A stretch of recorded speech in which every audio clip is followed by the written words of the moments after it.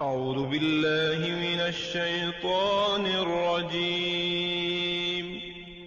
پناہ مانگتا ہوں میں اللہ کی شیطان مردود سے۔ بسم اللہ الرحمن الرحیم۔ شروع اللہ کے نام سے جو بڑا مہربان نہایت رحم والا ہے۔ باٹم لائن کے ناظرین اکرام، السلام علیکم۔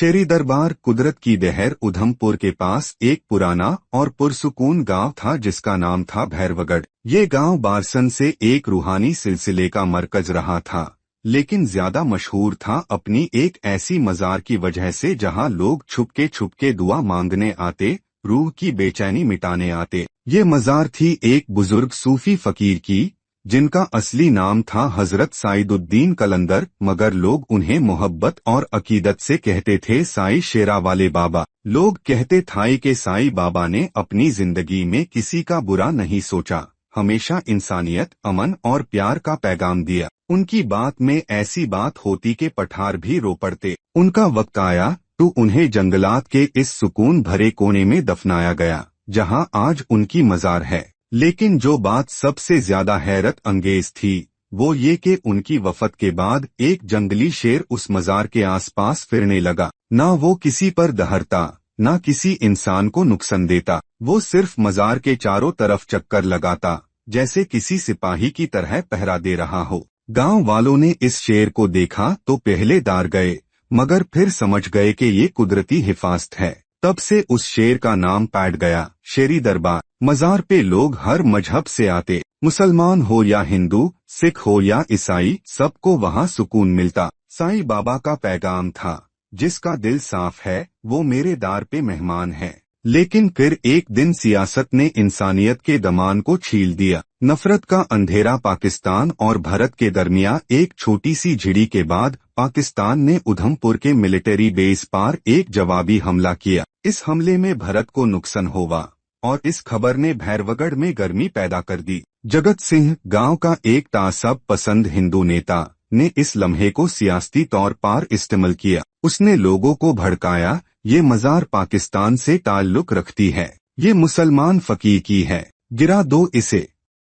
لوگ پہلے ہچکچائے، لیکن جب جگت سنگھ نے اس بات کو دھرم کا مسئلہ بنا دیا تو کچھ جوان اس کے ساتھ ہو لیے۔ اندھیری رات، سازش کا سفر۔ اس رات چاند بھی جھاڑیوں کے پیچھے چھپ گیا تھا، آسمان پہ بادل تھائی اور ہوا میں ایک عجیب سے خاموشی تھی جیسے کچھ ہونے والا ہو۔ جگت سنگھ نے کچھ جوانوں کے ساتھ ہتھیار اٹھائے اور وہ سب لاٹھی، کیروسین اور پٹھار لے کر مزار کی طرف نکل گئے۔ جب وہ لوگ مزار کے پاس پہنچے تو اندھیرے میں صرف ان کی سانسیں اور قدموں کی آہٹ سنائی دے رہی تھی۔ انہوں نے بغیر کسی دیر کے مزار پر پٹھار پھینکنے شروع کیے۔ ایک نے کہا، آج اس مسلمان والی جگہ کا نام و نشان۔ انہیں کیا خبر تھی کہ یہ مزار صرف پتھروں کا ڈھانچہ نہیں، یہ کرامت کا مرکز ہے۔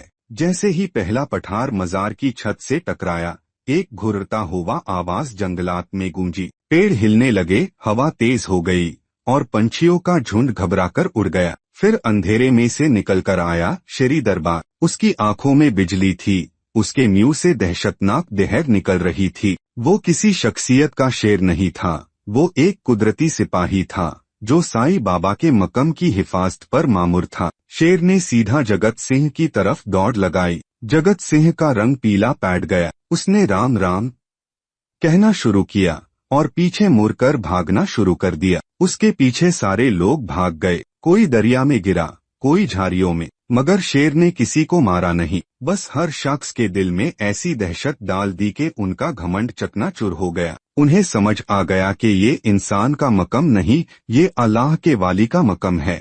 صبح کا نور۔ صبح جب کچھ لوگ مزار کے پاس آئے تو جو منظر انہوں نے دیکھا اس نے ان کی آنکھوں کو بھر دیا۔ مزار بالکل سلامت تھی، اس کے آس پاس پھول کھلے ہوئے تھے جیسے خود قدرت نے اس جگہ کو سجایا ہے۔ اور اسی مزار کے پاس ایک شاندار اور سکون میں ڈوبا ہوا منظر تھا۔ شیری دربار مزار کے سائے میں آرام سے لیٹائی ہوئی، جیسے کہہ رہا ہو، یہ جگہ اللہ کی امانت ہے، یہاں صرف محبت راج کرے گی۔ جگت سنگھ اسی دن مزار پر آیا، جھکا اور آنکھوں میں آنسو لیے کہا، معاف کر دو بابا، ہمیں اندھیرے نے بھڑکا دیا، اب روشنی نظر آئی ہے۔ उस दिन के बाद से भैरवगढ़ में कोई नफरत का झंडा लेकर नहीं उतरा। मजार पे हर रोज दिया जलाया जाता। हर धर्म का शख्स वहाँ सजदा करता, दुआ मांगता और शेरी दरबार उस जगह का हिफाजती सिपाही बनकर रहता। पैगाम: जब इंसान भूल जाए इंसानियत तो कुदरत बोल उठती है शेर की जुबान में।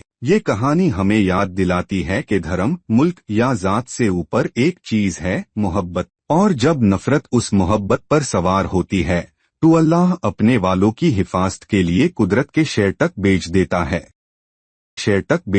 है।